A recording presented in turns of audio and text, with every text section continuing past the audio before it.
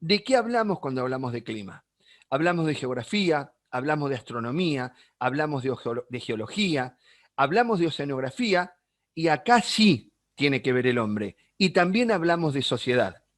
¿A qué me refiero con que hablamos de sociedad? Esto es un huracán, esto es Cuba, esto es un huracán, no me acuerdo cuál, pero es uno de los tantos que asola el Caribe habitualmente. La pregunta es, cuando uno de esos huracanes llega acá, esto es Miami, esto es la Florida, cuando llega acá va a generar un determinado impacto. Ahora, si el mismo huracán, con la misma potencia, llega, no acá, que esto también son diapositivas del Caribe, llega acá, ¿qué impacto va a generar? ¿El mismo que el que podíamos ver acá? No, acá sí, capaz que se lleva puesto un yate. El dueño de ese yate después va a ir a cobrar el seguro y la vida va a continuar, si es que no lo agarraba en el mar, obviamente. La capacidad de consumo es lo suficiente como para estar preparados. La capacidad intelectual para entender el fenómeno es suficiente para saber que esas góndolas tenían que quedar vacías porque me tengo que mm, alcanzar a llenar mis alacenas porque no sé cuánto va a durar esto. Tengo el conocimiento, tengo la capacidad económica.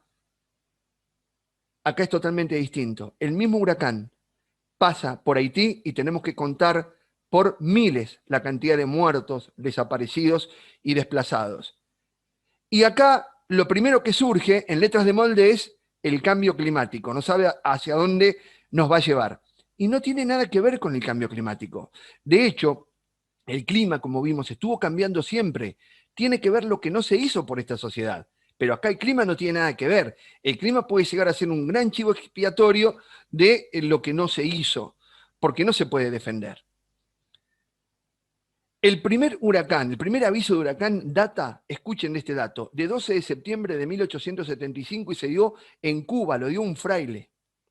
Entonces, esto no es nuevo. Lo que está pasando ahora con, con los periodos de huracanes, con los momentos de los huracanes, con las temporadas de huracanes, es algo que tiene registros antiquísimos, incluso antes de que esas islas estuvieran habitadas. Pero para entender eso, también tenemos que entender la geografía y cuáles son los problemas que tenemos para entender, en este caso no tanto la climatología, sino la meteorología.